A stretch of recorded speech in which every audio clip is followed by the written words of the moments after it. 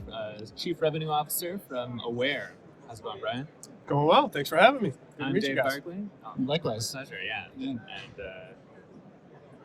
this is Alex Barala. I'm Alex. I'm really good at this. Brian, where did you grow up and how did you find yourself in the identity business? Yeah, so I'm a Boston guy. I'm a lifer, so I've been in Boston my whole life. You mentioned you bleed green. I bleed Celtics? green, yeah. So I've been a lifelong Celtics fan, and yeah, been living in Boston my whole life. I've actually started my career on Wall Street. So I worked in the financial markets as an undergrad internship, and then as I got out of school, and so I have a mathematical background by nature, and then. Over the course of the last 25 years, I've sort of moved out into product and sales and technology, and I've always been drawn to biometrics and machine learning, I think, because of the sort of mathematical nature of the technology, and it's for people that like math and the science of it, and so it's the perfect fit for me because I like tech and I like sales and solving problems, but I also like math, so it's really the perfect mix. Yeah. And I guess the math background kind of ties into Aware's messaging that we've been seeing about how identity is like probabilistic to some degree. Like it's not really just about verifying somebody once. It's sort of a continuous thing. Can you talk more about that concept? Yeah, it is. At its core, I mean, machine learning is algorithms. From a mathematical perspective, you talk about probabilistic versus deterministic. I mean, every algorithm has two errors, right? Mm-hmm. And so the name of the game is to minimize the errors on both sides, mm-hmm. false positive, false negative, right? So, those companies with the best technology and that are able to sort of minimize the error rates generally will win, right? Cream will rise to the top. But you sort of asked about the persistence of applying those algorithms to identity and to fraud. And I think that's really something that's cropped up a lot in the last couple of years, especially. Mm-hmm. If you look at sort of the evolution of fraud in general, you go back to the early days, mid days of the COVID, when really the big digital push was on. And there was a lot of defense being put up and a lot of technology being deployed to stop sort of fake account creation, right? So that's where you saw the one-time security check, right? Mm-hmm. Identity verification and move on. Now fraud has sort of evolved, right? It's not necessarily a new fake account they're trying to create. It's actually an account they're trying to steal. Mm-hmm. And so that fraud has moved a little bit downstream. Not to say that nobody's still trying to create fake accounts, of course, mm-hmm. but the evolution of fraud and where the value that the fraudsters are after has moved, right? The target has moved a little bit. And so the ability to verify accounts after they've been created, during live events, transactions, different types of things, that persistent nature of biometric security is more prevalent than it was even a year ago or 2 years ago for those very reasons. Do you think the industry is ready for these new developments? Depends. Probably not. I think it's going to take. I think it's going to take some time, right? When you look at sort of what some of these new technologies, like a Claude or a Codex or some of these, generative AI platforms have given you, it's not just about giving fraudsters the tool sets, right? So, hey, I can create a better fake ID faster. It's actually a platform to attack at scale. Right. And so, that's really the scary part. Mm-hmm. And I certainly don't think a lot of enterprises are prepared for that today, just, based on my experience in the industry. Whether or not some of the actual system providers are built for that mm-hmm. or building for that kind of remains to be seen, but I don't think everyone is. And I think it's going to come pretty quick. Obviously in a couple of months now, maybe in less than a couple of months, we have potential public release of Mythos, right, which is literally designed to expose vulnerabilities of your security technologies. Mm-hmm. So that could be pretty interesting. Yeah, that will be. Pretty catastrophic for some. Mm-hmm. And I think that they seem to be saying that's the end of the world that's coming. Trying to warn everyone. Not the end of the world, but I do think it's going to be about remediation for a while. Mm-hmm. The whole point of that model is really to be able to expose vulnerabilities, and when you unleash it into a public domain, you kind of lose control of which vulnerabilities are being exposed and how fast. And so there will inevitably be a period, probably in the next 12 months, where there's heavy remediation dollars. Yeah. Companies investing a lot, switching technologies, adding multiple technologies, redundant technologies, those types of situations, because what they've been using even 6 months ago or a year ago is not going to work anymore. Yeah. So. And that kind of goes back to what we started out talking about, where it's not like you're guarding one gate. It's you're guarding like a whole bunch of points in the kind of like life cycle of a identity. Yep. So is that where this idea of orchestration comes in? Because I hear the word a lot, but I think the definition can be a little bit fuzzy. But is it a matter of like there's either a siloed approach where you're just looking at one like vulnerable area versus you're orchestrating across like everything? Is that the concept? Yeah. So orchestration by its very nature is not a new, technical concept. Yeah. What we're doing, and what I think is obviously super valuable for the industry, is we're taking it a little bit deeper than what you see today from orchestration platforms, which is just, hey, we can orchestrate different full stack solutions. Like we can orchestrate IDV with AML, Mm-hmm. right?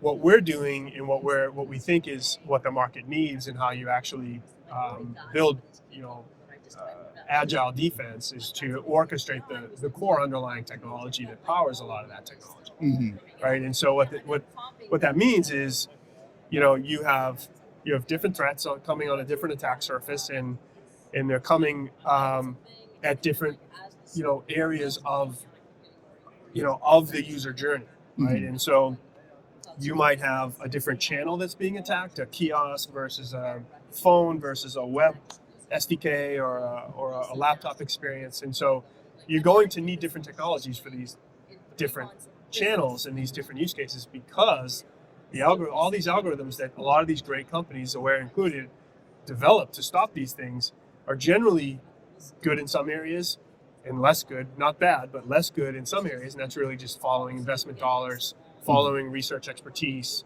And so if you're sort of buying a single solution that's really good at one thing, it's probably going to, you're probably going to have problems in the future, because you'll probably see an attack from something that provider's probably not very good at or not investing in, Right. because it's so easy to do now in the future.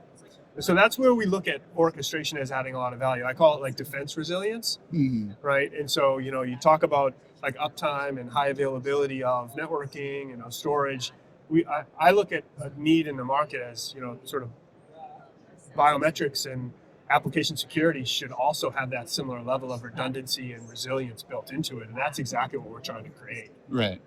There's a lot more benefits to the orchestration approach that we're taking, but that sort of defense resilience is certainly one. Right. If you're using a certain model or an algorithm and it comes under attack by a certain attack type, you can just shut it off and switch to another model that's not susceptible to that type of attack. Yeah. And you can do it very quickly and be, highly resilient, instead of, hey, we were attacked, our provider can't stop that. What do we do? Do we just shut it down? I had a conversation earlier today, actually, at this event, where one of the ministries of a European country was attacked by agents to create fake visas, and they just had to shut down the visa program. Wow. So now no humans can get visas because the agents are attacking the visa system successfully. Claude shut And it that's down. not really an answer, right? I mean, we can't shut down the visa system Yeah. for the actual Yeah. humans, Yeah. right? So this is the exact reason why we're building awareness, is to provide a customer like that, or a potential customer like that, the ability to just shift on a dime with a simple toggle in a control plane. Yeah. And keep humans, with the ability to travel. Yeah. Right. Yeah. So It's nice to be able to go to different countries. yeah, right. It's quite impactful to shut down a visa system for an Yeah. entire That's country. a big deal. Yeah. I want to ask what country that is. But what that might lead into this next question. What's the biggest misconception or confusion that enterprises have about biometrics and identity verification?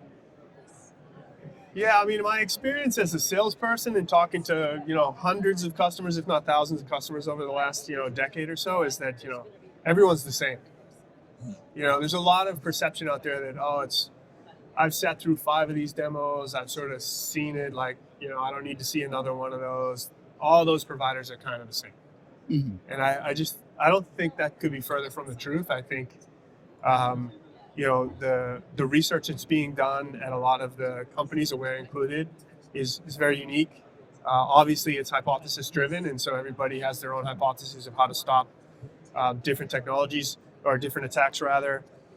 Different companies are focused on different areas, right? So, whether it's liveness or whether it's bias or whether it's, matching or searching, large one-to-N or scale biometric deployments at speed. Everybody's sort of working on different things and becoming really good at different things. And so lumping everyone together to kind of just say, all those companies are kind of all the same is one thing that I wish people would stop saying. Yeah. That's certainly something that the angel's in the details in this case, not the devil. Right? Yes. It's the nuts and bolts. It's the gears that make our companies really good and differentiated. Mm-hmm. And if you don't take the time to really understand how we're investing and creating those differences, you won't see the value. Yeah. But the value is there. There's a lot of good work going on in this industry. And again, like with our orchestration platform, it's something that we hope to capture, is to be able to have a lot of these different technology providers bring their specific expertise so that as a customer or a government or a bank or whatever, I can actually build the ultimate weapon. Yeah. Right? Calling on everybody's expertise. And if I have to change something, drop of a dime, I can do that. Yeah, and in that case, it's if someone has this naive approach where they think everything seems the same, they can rely on your discernment, where the experts at Aware know like what the right tech is. Yeah, or they'll rely on data. So Yeah. they'll be able to see through our platform how certain things perform in certain areas. We're not necessarily building it to sort of play favorites or to make recommendations to folks, but we are building it to give them control. Yeah. And to understand how to make decisions using more data insights, and that's all part of it is. Yeah. That's personally what makes me a little bit very excited about this, because the data that's going to come out of this is going to be super interesting. And we don't get that data today because most companies have deployed these systems effectively as point solutions across their organization for the last half decade. HR needed this, customer onboarding needed that, the IM team needed that. You've got all these different sort of itches that have been scratched using biometrics and identity verification technologies to stop, to enhance security at a specific application level. Mm-hmm. And now it's sort of pervasive. I call it the biometric sprawl. Mm. And now biometrics is pervasive in the organization. All these systems are running independently. No one has sort of a bird's eye view or a control plane over it all. And what's worse is we don't see how they're all performing or how they're all interacting or potentially could be interacting. That data that we should be able to derive in the future by being able to have that bird's eye view will be massively valuable to our customers. Yeah. There's also a parallel to what you were saying before about, misconception that everything is the same with AI, where people who only experience it like a chat bot that they don't pay for and just like try to use, and then they think they're all the same. They're all kind of like roughly the same level of quality. Sure. Yeah. But then if you're in this industry and you know about Claude Mythos, you have to know that they're not all the same. And you have to know that there's like some that are like extremely sophisticated and some that are not. So. Oh, absolutely. And they're all designed to sort of be different things. Right? Yeah. Like some of them are. Yeah. Some of them are totally okay being consumer prompt tools. Yes. Others are not. Others are industrial tooling to build armies of agents. Yeah. Or automated workloads for enterprises, or in some cases nefarious people. Yeah. There is a definite distinguishment across the LLM ecosystem. Mm-hmm. On kind of what their strategy is, and it's an interesting time because they're all sort of evolving rapidly, seeing how each other's performing and what they're doing and chasing each other around a little bit. Yeah. It's very similar in our space, right? Yeah. Which is, there's this perception that, all those platforms kind of do the same thing. Why should I switch? Why should I even look at it? It takes too much engineering resources to really get to the truth and all that stuff. Yeah. But it's not the case. We actually are quite different, and everybody approaches things quite differently and has a different objective in mind. Yeah. So, but then with all the like different, like you're describing something really complex in the back end. On the front end, can you talk about the user experience? Is there like the usual conflict between, you have like friction or like a really great user experience? Like how do you approach that? yeah. So I mean, at its core level, I think about it from the perspective of, a really effective system should not require the user to create the data we need to make a decision, right? And so in the world of biometrics, we call them cooperative subjects, non-cooperative subjects, and we feel like, at least we at Aware, and I'd say 75% of the industry maybe, feels like passive solutions are the way to go, because we don't want to ask the user to have to cooperate with our technology in order to get the answer we need. So we're investing heavily in passive, liveness, passive capture and auto capture and all that, to provide the least amount of friction possible. We participate in the DHS testing. I'm sure, you can look that stuff up and understand sort of the results of that. But the sort of initial round of derivative testing a couple of years ago was really to investigate is passive versus active. What's the actual difference? What's the trade-off? And, high-level headline sort of summary conclusion that they reached was that, passive solutions are more effective because they provide just the same amount of security with much less usability errors. So they're, again, that sort of user-generated data is not required. So, customers can get decisions faster, and we can make good decisions without requiring the user to participate in some sort of gymnastics or, other, sort of function that's difficult to get through. Yeah. Returning back to the orchestration, is that right? Orchestration? Yes. Yeah, great. So it sounds like of the companies that we were talking about, the winners would probably be the ones that can intelligently orchestrate trust signals across ecosystems instead of just having the best algorithm. Is that the right idea? Is that true? Yeah, I think the winners, agility will help the winners, surface in the future, right? Because, the attacks will come faster. The attacks will come from different areas, new areas where there's, less protection that we haven't seen yet. Like, that's this whole game of biometrics and fraud prevention, right? Yeah. Which is, you kind of just don't know what the fraudsters are testing today that they're going to see tomorrow as an attack. So agility is really like the secret. Right. Like, if you're just developing an integration to a single technology that is claiming to be really good, and it may be very good, so I'm not knocking it.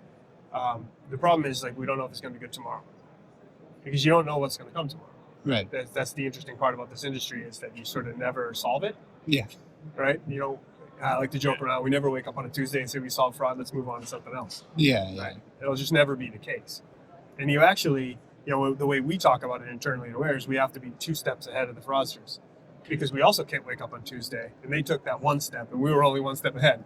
So now we lost, because once they're tied with you, you're behind. Right. Yeah. So, Like a game of chess. it's a constant Basketball. game of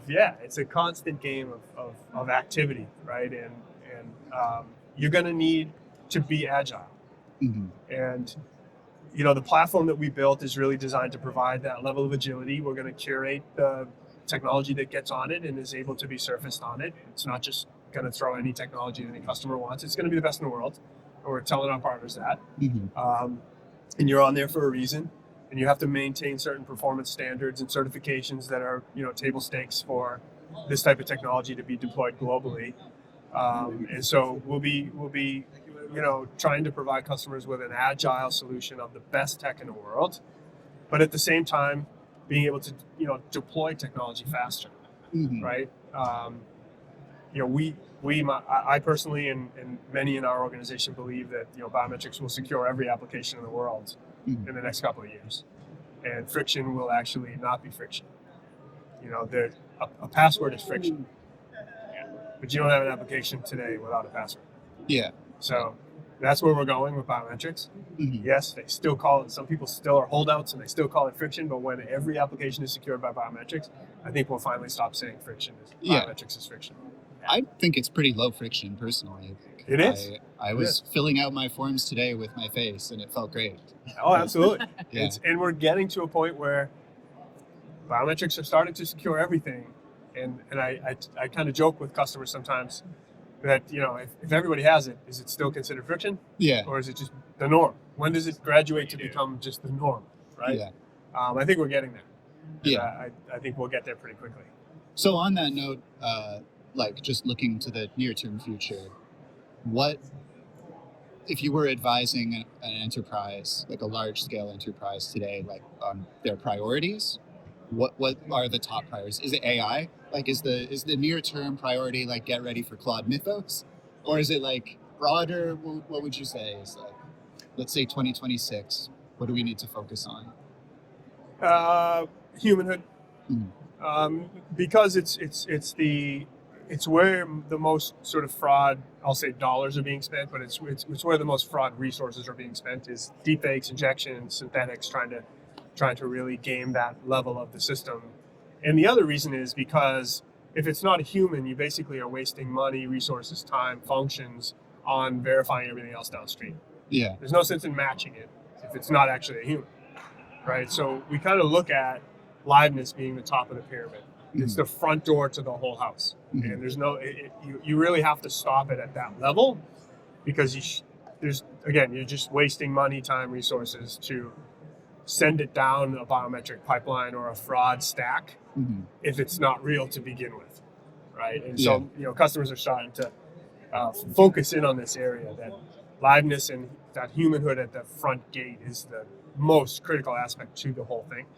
And so that's where we're really, really keenly focused, and that's where I would advise customers.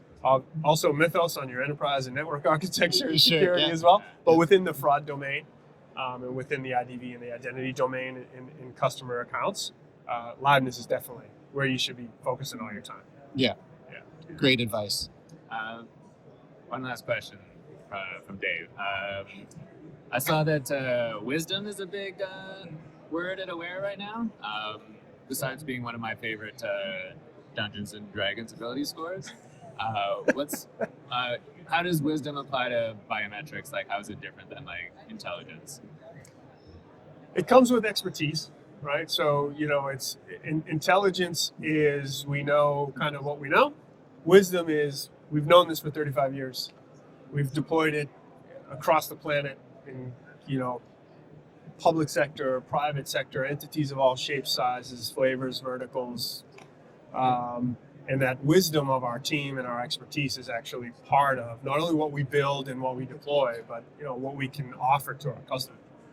So we have a lot of engagements where we actually have forward deployed engineers and forward deployed team members that are really leveraging the wisdom of our collective team and their expertise out in the field to help customers look forward, but also sometimes look backwards and get out of the past, right? And get out from underneath some of legacy architecture and get ready for the future. Yeah. It's a great approach. I don't personally understand any D&D references, but Nor do I. thoughtful question. Come over to my place, guys. We'll get a game going. But Brian, this has been great, and it's always a pleasure to talk to someone who knows what he's talking about. So Likewise, yeah, it's great to meet you guys. Thanks for coming by. Really enjoyed the time.